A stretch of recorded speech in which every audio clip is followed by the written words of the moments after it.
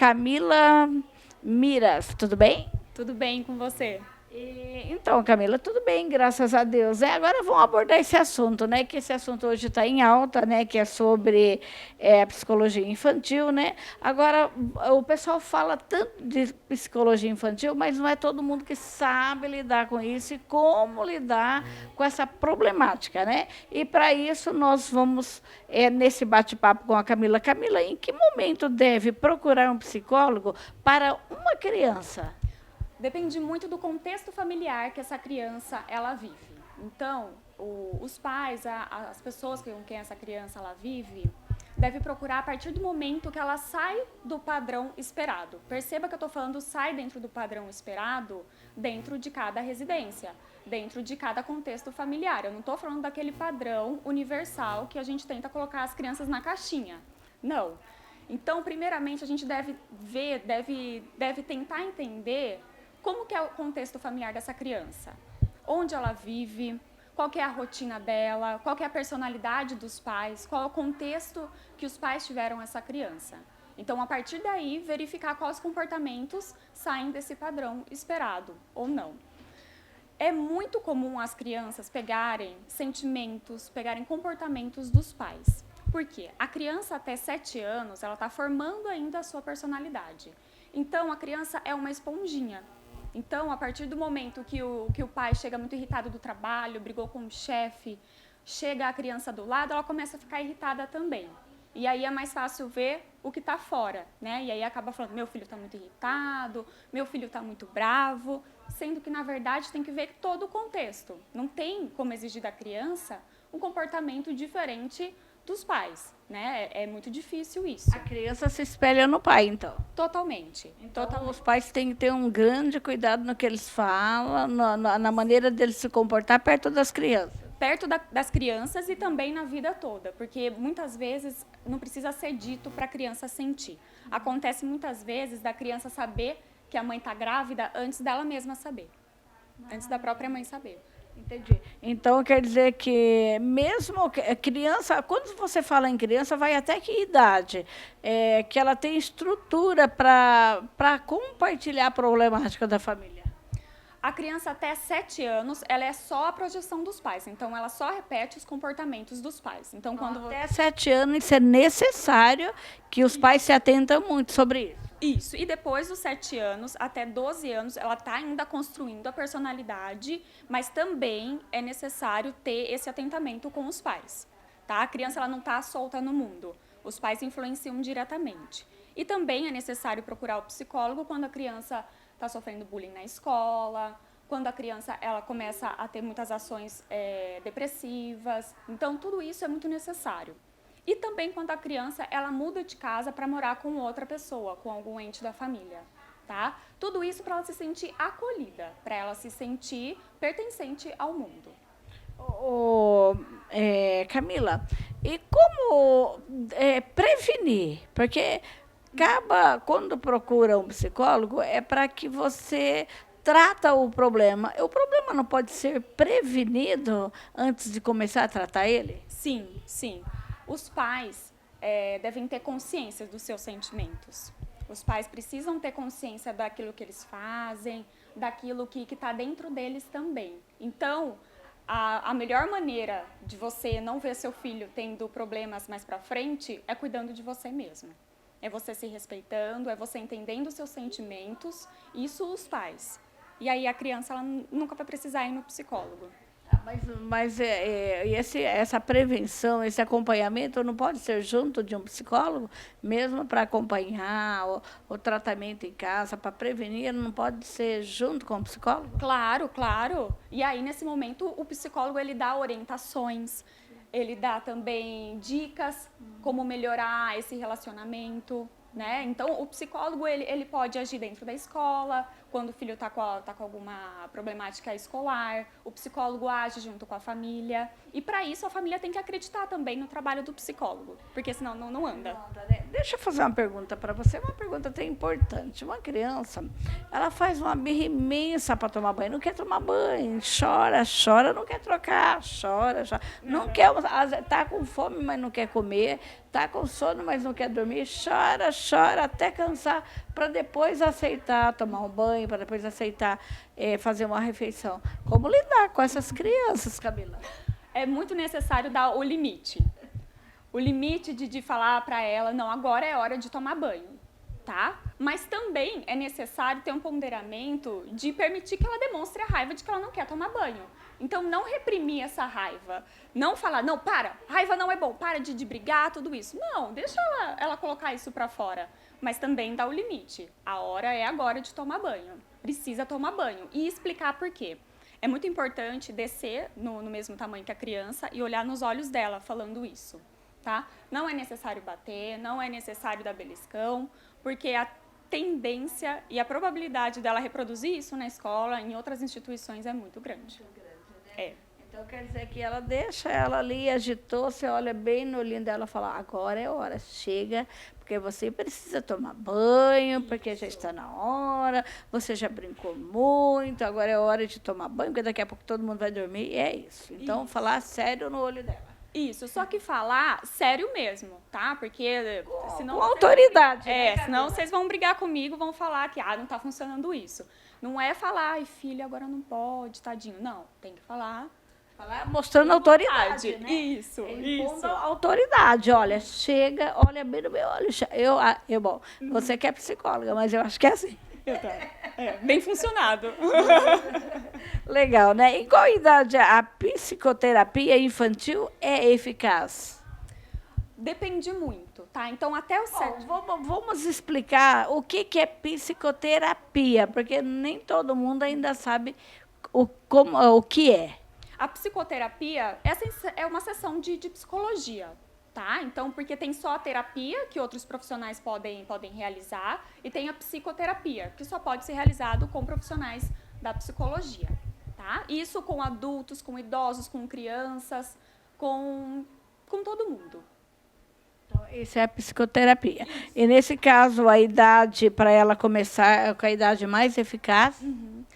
Até os 7 anos, eu não atendo somente a criança, tá? Porque dá a sensação de estar patinando, porque a criança ela é muito reprodução do que os pais fazem. Então, eu faço algumas sessões com os pais, paralelo. Eu converso a nível de psicoterapia mesmo. Então, eu quero entender quais são os conflitos desse pai. O que esse pai tem de medo, o que esse pai tem de alegria, como que é ele lidando com a criança. Então, eu faço junto uma terapia com os pais e também com essa criança. E depois dos 7 anos, lógico que é necessário ainda ter essa conexão com os pais, mas daí vai por brincadeiras, vou tentando entender as fantasias dessa criança, o que ela está sentindo. E com os adolescentes é muito interessante, porque a partir do momento que eles criam um vínculo, a confiança fica muito bonito, porque fica libertador pro adolescente, dele ser quem ele é, sem máscara, sem nada. E, Camila, e tem uma grande dificuldade dessa criança se abrir e conversar, que o profissional, o psicólogo consegue entender, porque às vezes ele se fecha, não se fecha? Não quer, eu não quero fazer esse tratamento. Eu já vi criança assim, eu não quero, eu não vou, não quero, não preciso de psicólogo. Mas tem toda uma maneira de fazer com que ele se solta e fica... Sim, e que fica mais fácil de trabalhar. Sim. Então, eu estou me formando em análise bioenergética, que é uma área da psicologia corporal. Então, a gente faz alguns exercícios de soltura com essa criança, com esse adolescente, até mesmo com adultos, porque tem muito adulto que tem dificuldade de falar. Né? Então, a gente faz alguns exercícios de bioenergética. A criança, ela coloca no papel muito bem em forma de desenho, em forma de brincadeiras, né? Em forma de expressão de grito, de cantar, tudo isso. Então, a gente vai trabalhando por esse meio. E, a partir disso, o psicólogo vai analisando aquilo que a criança quer demonstrar. Né? Porque a criança não aguenta ficar 1 hora sentada conversando só. Né? E quais são os cuidados, né, Camila, que devemos ter com nossos filhos? Porque hoje nós sabemos que a depressão também, tanto infantil como a depressão em adulto, é a doença do século. Quais são os cuidados que temos que ter com essas crianças? Eu acho que tem um cuidado primordial e os outros partem desse cuidado primordial. Pais, olhem para os seus filhos. É olhar mesmo, é olho no olho, entenda aquilo que ele está passando, porque o filho ele precisa se sentir seguro. A criança, o adolescente, ele precisa de atenção. Então, faça uso também do toque, lógico, com bom senso. Mas é sentar do lado no sofá, sentir o bracinho dele junto com o seu, tá? Segura na mão dele, abraça seu filho, porque tudo isso, o corpo ele vai colocando uma memória dentro de si, de conforto, uma memória de segurança, uma memória de confiança. E assim, ele vai ser um adulto totalmente diferente daquele que não sentiu isso dos pais, tá? É muito importante também não quebrar a voz do adolescente e da criança também. Os filhos precisam respeitar os pais, mas os pais também precisam respeitar os filhos. Então, quando eles discordarem de alguma coisa, permita que eles falem. Não corte essa voz, tá? Isso é muito importante. Essa troca faz toda a diferença mais para frente. E isso permite que a criança, que o adolescente se sinta livre e não numa prisão dentro de casa. Bacana isso, né, gente? Como é importante saber lidar com as crianças, né? Bom, hoje em dia também, muitas crianças passam o dia todo na escola e acaba assim ficando pouco tempo com os pais, né? Pois o adulto precisa dividir esse tempo, chegar em casa, dar banho, dar janta para essas crianças, né? E como otimizar esse tempo com essas crianças que acabam ficando carente desse afeto? Como otimizar? Porque é tão corrido ao mesmo tempo, né? A gente vê que as pessoas saem 7 da manhã, 7 da noite, até dar banho, isso, aquilo, já está quase na hora dessa criança dormir.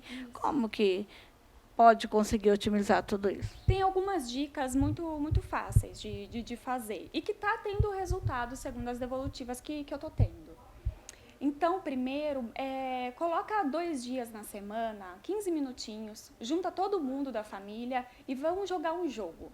Pode ser qualquer jogo, não precisa ser educativo, nada. Por exemplo, o Uno, o Banco Imobiliário, um quebra-cabeça. E nesses 15 minutos, fiquem entre vocês, tá? Então, deixa o celular de lado, não fica jogando Uno e mexendo no celular. Promova que esse momento de família seja significativo para vocês. E aí, a partir disso, vocês podem começar a perguntar como que foi o dia da criança, como que foi o dia do adolescente, porque é muito comum o adolescente, a criança, responde os pais que o dia foi normal, né? E essa palavra basta, normal. Então, esse é o momento de você descobrir o que é normal dele, né? Como que foi de fato, como que estão com os amigos, se está tendo algum conflito ou não. As crianças mais novas, elas acabam dormindo, né, no trajeto de volta para casa, no carro, no ônibus, na van. Então, promover algumas atividades criativas nesse meio do caminho pode fazer muita diferença. Por exemplo, cantar uma música, inventar uma história. Tudo isso vai criando um elo muito legal. Parece pouca coisa, mas faz muita diferença. Bom, pessoal, para você que está ligando a televisão agora, estou aqui com a Camila Miras, né? A Camila está falando sobre psicologia infantil. Se você perdeu, você pode ir no nosso site www.irenoar.com.br e pegar e acessar essa matéria na íntegra lá, tá? Ou na página do nosso programa também. Agora, Camila, conte para a gente sobre suicídio infantil. Eu fico perplexa de saber que existe suicídio infantil. Fala dessa problemática para a gente. Sim, a gente precisa falar sobre isso, né? Segundo o dado da Organização Mundial de Saúde, a cada 40 segundos, uma pessoa morre vítima do suicídio. Então, imagine quantas pessoas já não morreram enquanto a gente está conversando aqui. E o suicídio, ele afeta pessoas de todas as idades, inclusive os adolescentes e também as crianças. Então, não adianta a gente só tratar sobre esse assunto, a gente precisa também prevenir. Como? Tendo um momento de escuta com essa criança e com esse adolescente, permitindo que ele fale dos sentimentos e que a gente tenha empatia. Porque o suicídio, ele não é falta de Deus, ele não é frescura, ele não é qualquer coisa. O suicídio, ele fala de uma morte simbólica. Então, a pessoa está sofrendo muito dentro dela e ela quer matar o sofrimento, ela não quer matar a si mesma. só que o único recurso que ela percebe é esse, tá? Então, dentro da psicoterapia, dentro da sessão de psicologia, a gente pode conversar bastante sobre isso. A gente pode conversar que essa morte que ele está falando é de morrer uma parte dessa pessoa para renascer outra, né? A gente passa por mortes muitas vezes ao longo da nossa vida, né? A gente passa da morte quando a gente sai da infância para ir para a adolescência, quando alguém casa, passa também por aquele momento de morte. Então, a gente precisa conversar sobre essas mortes simbólicas com esse paciente e com essa pessoa aqui que está tentando o suicídio. Mas é como você sabe que ela está tentando, como o pai sabe que o filho está tentando suicídio? De que maneira ele se atentar disso? De acordo com alguns comportamentos que a criança e o adolescente têm. Falar muito sobre depressão, falar muito sobre não fazer mais sentido a vida. A criança chega a falar isso, então? A criança, ela demonstra isso. Ela demonstra. A partir de desenhos e de fantasias. O que acontece no suicídio infantil é um pouco diferente do adolescente. O adolescente, ele consegue falar isso em palavras e a problemática é outra, né? As circunstâncias são outras. A criança, ela tenta o suicídio, pode ser por uma alta agressão que ela tem constantemente, pode ser por não ter alimento, pode ser por ela não ter uma moradia, não ter roupas para vestir. Então, a criança, sim, ela pode tentar o suicídio. Para você saber quando ela vai tentar... Aí vai ter que analisar cada caso. Não tem um padrão. Cada comportamento, como que são esses pais, como que ela fica dentro de casa. Não chega a falar, Camila. A criança é muito raro falar, ela demonstra através de fantasias, de sonhos que ela tem, de desenho, de brincadeiras. Meu filho do meio é incrível, né? Eu estou fazendo a pergunta que eu estou fazendo aqui no meu filho do meio. Hoje ele é casado, né? Mas ele era criança, às vezes eu ia chamar a atenção dele assim com uma certa autoridade, porque ele era muito impulsivo, ele era um pouco rebelde assim na maneira de eu falar com ele alterar. Eu olhava nele, olha, você respeita, olha o que eu estou falando, você ouve. Aí ele falava, ai, mãe, tem vontade de me matar. Ele era bem pequenininho, tinha 3, 4 anos. É estranho a criança falar isso. Acontece, mas na verdade ele não queria se matar, né? Ele queria mudar essa imagem interior dele interior, né? De às vezes não ficar triste ao receber essas palavras, né? Então ele queria matar essa parte dele, né? Às vezes ele queria ficar mais forte com isso. Então é uma morte simbólica que ele estava falando, né? Uma morte física. Mas isso é de ter preocupação quando você ouve uma palavra dessa na boca de uma criança. Isso, é de preocupação para os pais perceberem como que está o comportamento deles para com os filhos. Então, de alguma maneira, eu estou falando de um problema que eu tive aí há 30 anos atrás. Então, eu teria que fazer o quê nessa situação quando eu ouvir isso? Precisa se analisar como que você está tratando o seu filho, como que você está enquanto mulher, enquanto pessoa, os seus conflitos, as suas fantasias, os seus medos. E isso você pode fazer sozinha ou quem tem mais dificuldade pode procurar um psicólogo que pode ir indicando o caminho, né? O psicólogo, na verdade, é o mediador, porque todas as respostas estão aí dentro de vocês. Então, quando o filho fala isso para a mãe tem que ficar atenta. Bom, na época lá, claro que eu fiquei atenta, falei, nossa, mãe tão novinha, né? Fora que de vez em quando ele falava assim, olha, você não precisa mais falar comigo sério, não. Eu vou pôr minha roupa tudo na mala e vou embora dessa casa. Ele tinha 3 anos, 4 anos. É uma demonstração de raiva dele, né? Não fala mais assim comigo. Saiu da minha casa com quase 40, depois de casa. Olá. Que coisa, né? Eu falo, meu Deus, como que pode, né? E a gente fala muito, né? Eu quero morrer quando fazer isso, né? Então, você não quer morrer fisicamente, você quer morrer de uma outra forma, né? Para você não ser advertido daquela maneira, Isso. É uma falta de aceitação, isso, né? Isso, perfeito. Mas aí, mesmo sendo uma falta de aceitação por parte deles, a gente tem que saber como lidar, né? Porque às vezes se torna sério o negócio. Isso. E é muito importante ter na cabeça que não é a família do outro, pode acontecer com a sua família. Então, fique atento com tudo. A educação dos filhos, a percepção da saúde mental dos filhos é muito importante. Muito importante. Gente, e eu que jamais pensava que podia existir suicídio infantil, e tem, hein? Então, é bom a gente se atentar nisso. Agora, a gente vê muitas crianças também tomando medicamento para a saúde mental. E o que você acha disso? Tão pequenininho, um aninho, já está tomando medicamento. Isso. Já recebi pacientes com 2, 3 anos já tomando a medicação mesmo para a saúde mental.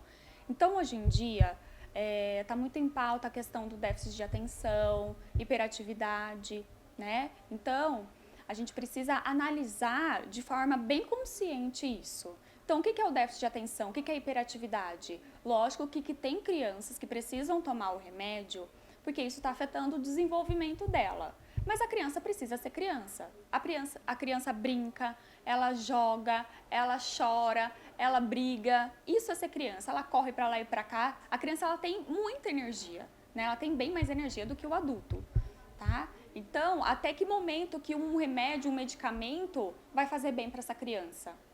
Será que não vai só podar essa criança e mais para frente vai ter outra problemática por conta disso? Por não ter vivido a infância? Então, isso a gente precisa se questionar bastante. Eu não sou nem 100% a favor, nem 100% contra a medicação. Mas a gente precisa ter consciência de que cada caso é um caso e por que exigir da criança um comportamento diferente dos pais. Né? Porque muitas vezes a criança ela é muito agressiva, ela é muito agitada, porque os pais também são. Né? E como que ela vai ser diferente disso? Então, precisa ter essa questão mesmo de questionar o que está acontecendo. E vale falar também que é uma indústria farmacêutica muito grande que está por trás disso. Então, vamos com calma, né? Vamos pensar mais no psicológico mesmo da criança. Bom, mas e quem receita esse remédio para essa criança tomar seria um psiquiatra, então? Isso, o psiquiatra, tem pediatra que receita também. Pediatra também. Isso, são alguns médicos. E você orienta que ele deveria procurar um trabalho de psicoterapia, né, para poder fazer esse trabalho junto para não chegar nesse ponto. Isso, né? isso. E até mesmo adultos que tomam antidepressivo ou qualquer outro de remédio, só o remédio não funciona. Não funciona, não, tem que fazer os dois, né? Tem que fazer a psicoterapia junto. Né? Porque o remédio é alguma coisa de fora que você está colocando para dentro. Lógico que ele tem um efeito muito grande, mas os sentimentos vêm de dentro, né? E aquilo que a gente tem dentro é aquilo que a gente tem fora. Então, é a necessidade da gente cuidar mesmo do nosso mundo interno, porque isso reflete em tudo. E agora a gente vai fazer as considerações finais. E para você que fala, não acredito, acabou, Irene? Acabou. Então, vai lá no nosso site, www.irenoar.com.br, ou se não, também na nossa página do programa Irenoar. Bom, vamos fazer as considerações finais, primeiro aqui da psicologia infantil, né, Camila? Bom, no seu trabalho, se diferencia como? Fale para a gente um pouquinho do seu trabalho. Eu trabalho de forma muito dinâmica. Tá? Isso com crianças e com adultos. Então, com crianças, eu uso da bioenergética, eu uso desenho, eu uso muitos jogos, muitas brincadeiras, né? Com adolescentes também. E com o adulto, eu tento ir para além da fala, né? Lógico que a gente tem um momento de conversa, mas também de alguns exercícios de bioenergética. O que são os exercícios de bioenergética? São exercícios sutis, de, por exemplo, colocar os pés no chão para sentir a presença do agora. Então, a gente vai fazendo algumas dinâmicas em relação a isso. O meu trabalho ele se direciona mais a essa questão. Eu trabalho também bastante com pacientes oncológicos para tentar entender o que essa doença está trazendo para o corpo e para a mente também. Trabalho bastante com idosos, né? Porque não é só porque chegou na terceira idade ou na melhor idade, né? Que a gente tem que parar de cuidar. Pelo contrário, a gente tem que cuidar da gente. A gente precisa olhar para a saúde mental.